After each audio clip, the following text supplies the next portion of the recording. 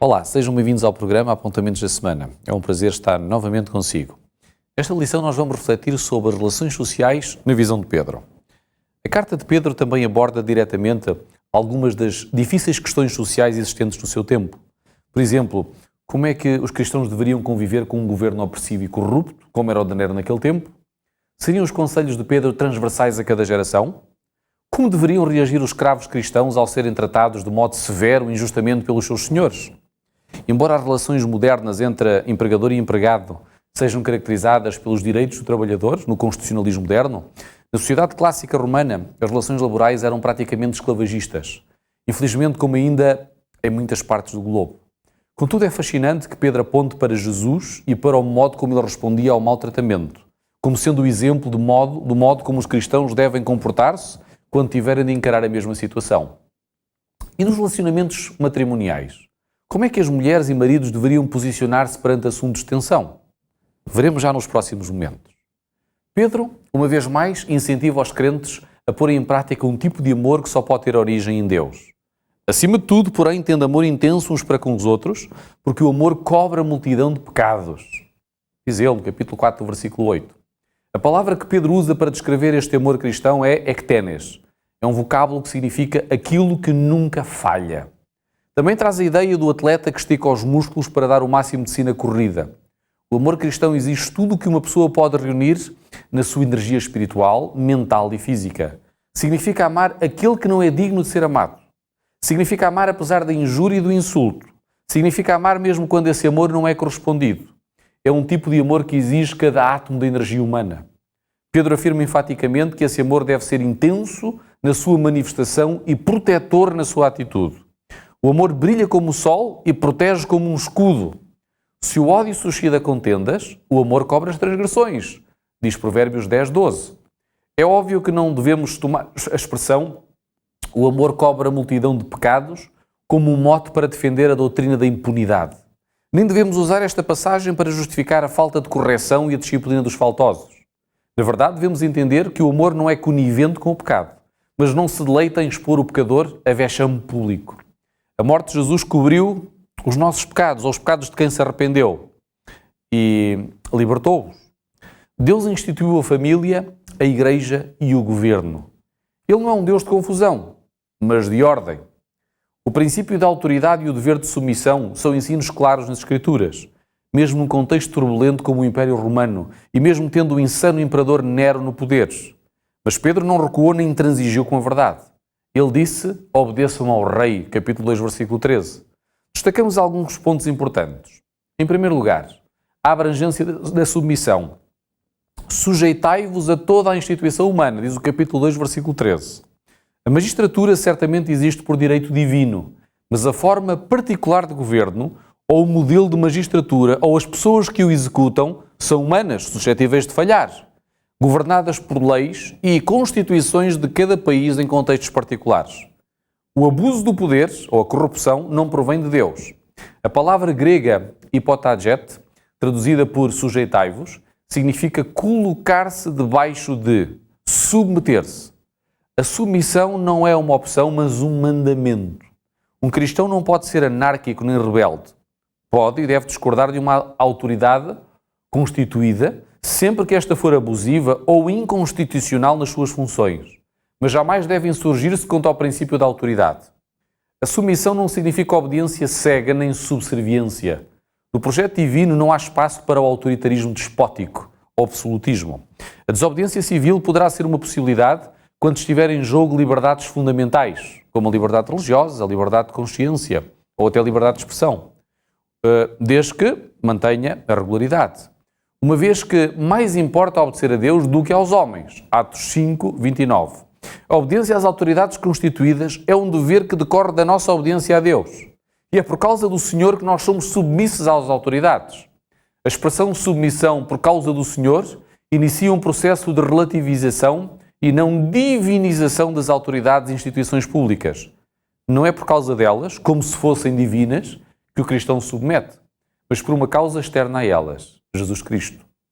Pedro deixa implícito que Deus é soberano em todas as áreas e que está plenamente no controle de tudo, mesmo quando permite que ditadores subam ao poder.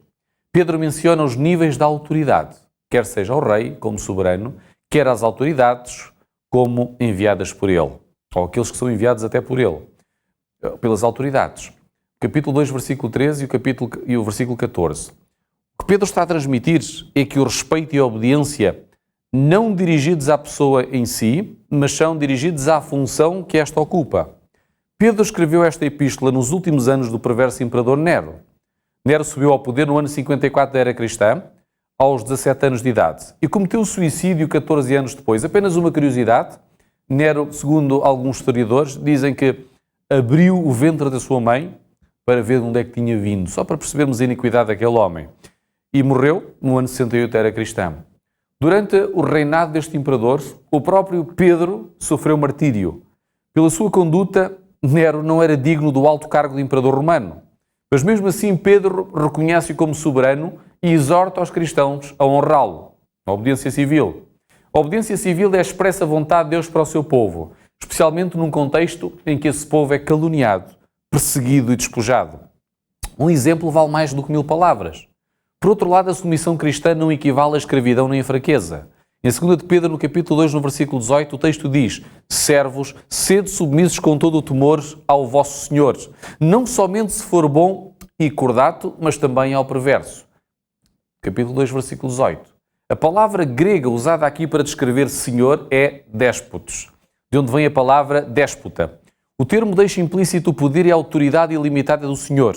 Alguns cristãos sabiam a mestres que eram bons e cheios de consideração, mas outros tinham que suportar os caprichos de mestres injustos e arbitrários.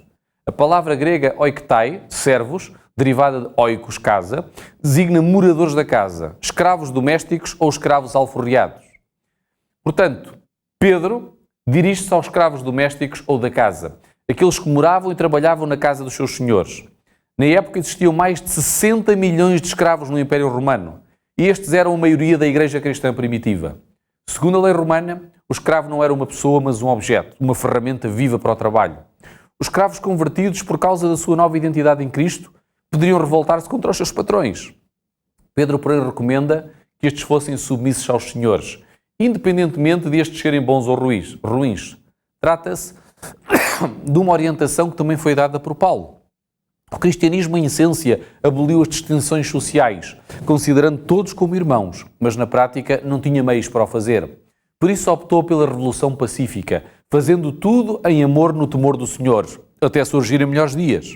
O escravo cristão não deveria jamais sofrer como um rebelde insubmisso, e apontou para Cristo, que como exemplo, não na angústia e na dor, mas na forma como ele lidou com o sofrimento. Nas relações matrimoniais, sobretudo em momentos de tensão, Pedro aconselhou as mulheres a serem submissas.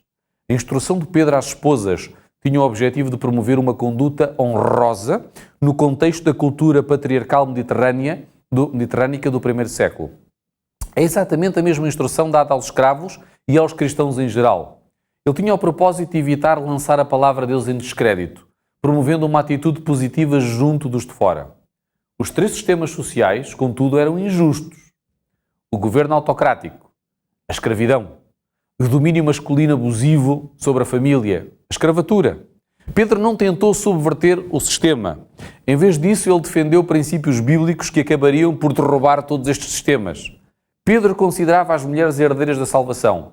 O que Pedro está a exortar não é uma mera submissão servil, própria de alguém sem personalidade, mas um despojamento voluntário do eu. A ideia de submissão não é de inferioridade, competição ou rivalidade, mas de parceria, sendo as mulheres, ou sendo a mulher, uma auxiliadora idónea. A submissão da esposa ao seu marido não é cega, tem limites. A esposa não é obrigada a satisfazer os caprichos de um marido autoritário, ainda que este cite a palavra de Deus, e vice-versa. A submissão não significa inferioridade de género. Pedro diz que as mulheres devem ser submissas ao seu marido e não a qualquer homem. Submissas no sentido de considerarem as necessidades dos seus amados, assim como eles também devem considerar as necessidades das suas amadas. Os homens, quando amam as mulheres, sujeitam-se a elas. E as mulheres, quando amam os homens, sujeitam-se a eles. Sem uma sujeição mútua, não existe possibilidade de estabilidade em qualquer relacionamento. Na realidade, os extremos geram extremos, como o machismo ou o feminismo. Se, na verdade, todos nos sujeitarmos a Cristo, vamos poder sujeitar-nos voluntariamente uns aos outros nos relacionamentos sociais e familiares e eclesiásticos. Por isso eu oro para que esta seja a sua e a minha experiência. Vamos concluir. Na próxima semana, nós aqui regressaremos para tratar mais um tema que acredito que será do seu interesse. Até lá, continuo no estudo do manual da nossa lição.